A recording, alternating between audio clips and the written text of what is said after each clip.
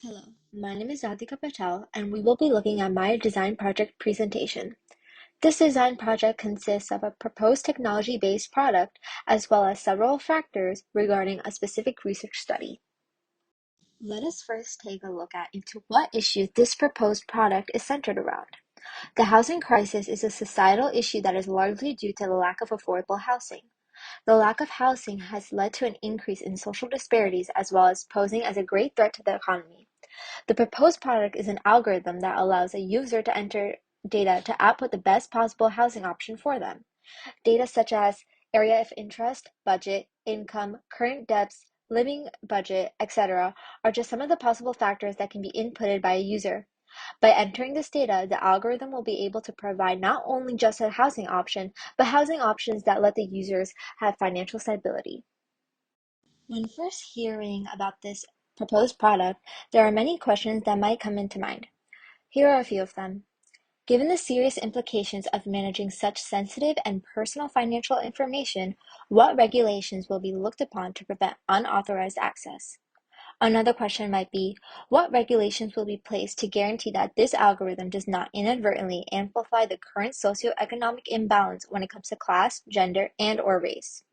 Lastly, given the length of time needed to research users of the prototype, how will the technology evaluate its long-term effects on users' housing and financial stability?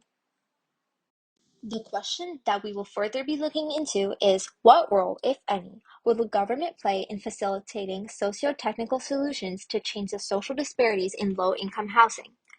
This question is particularly important as determining whether this type of technology's potential to survive depends on whether we can understand what role the government will play in it. It also looks at the future of technology as it may require regulatory reforms or policy advocacy.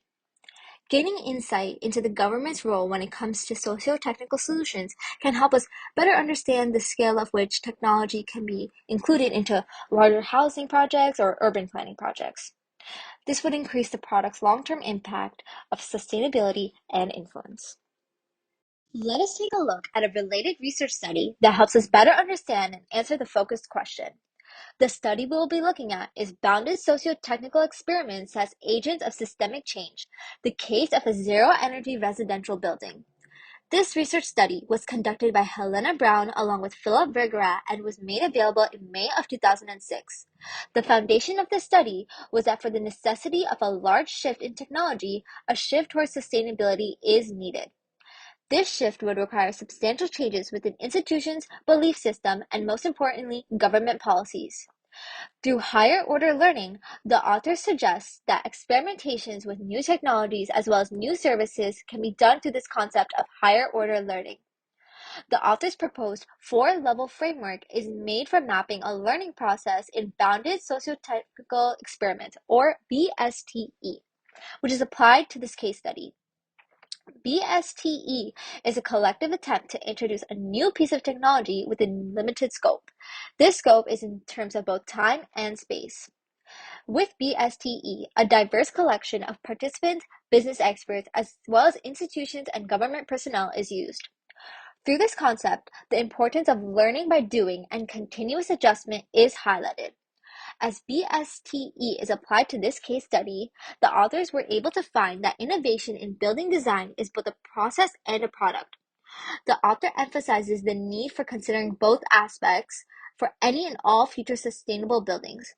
These aspects are highlighted as knowing and understanding that innovation in building design is both a process and a product. Technological innovations involve more than just funding. It requires deep learning by and of individuals and changes in institutions, belief systems, and government policies.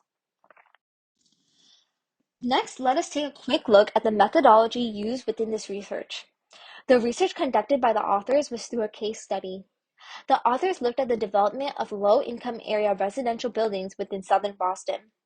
The developer of this building had the aim to minimize the use of fossil fuels during the construction and development of the building and after the construction and development of the building.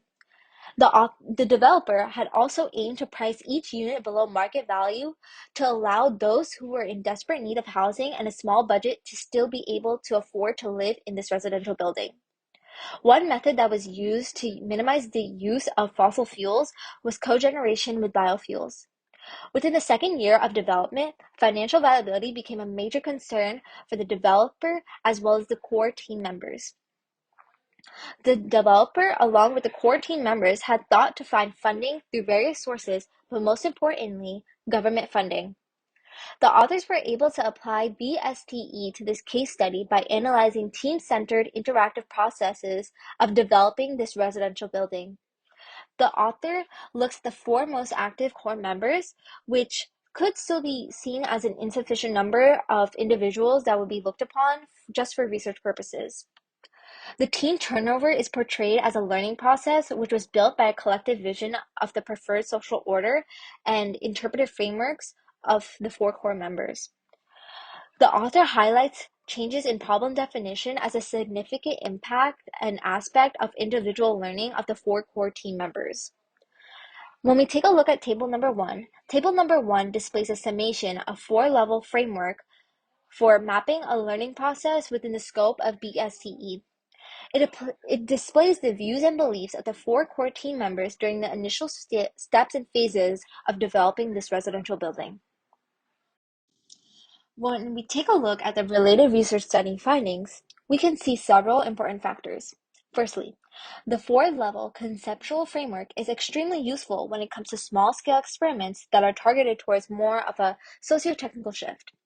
Secondly, the detailed analysis of learning processes are extremely crucial for better theoretical and practical understandings of major shifts within the scheme of socio-technical regimes, especially when it comes to innovations that are relying on the synthesis of existing technologies for radical reductions in energy as well as material consumptions.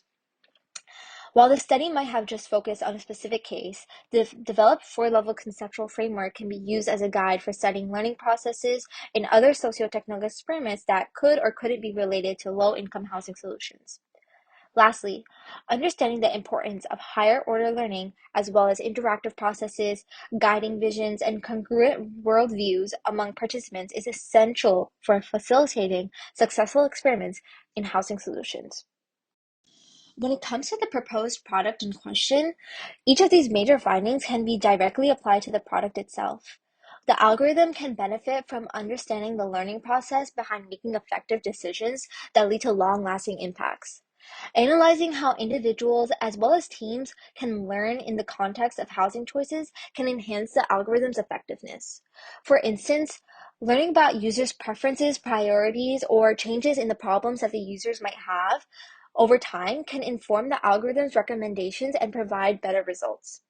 The proposed product could also adapt to a user's new request by including higher order learning, allowing the product to make constant adjustments in a short amount of time.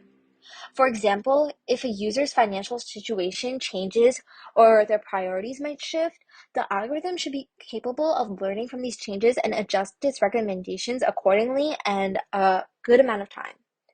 This adaptive learning ensures that the housing suggestions remain aligned with the user's goal for financial stability or whatever goals they might have housing-wise. The algorithm can also align itself with the user's lifestyle and worldviews. For instance, if a user were to prioritize living in an environmentally friendly neighborhood or a neighborhood that is pet friendly, the algorithm should incorporate this worldview or lifestyle preference into its recommendations and provide the perfect housing option for the user.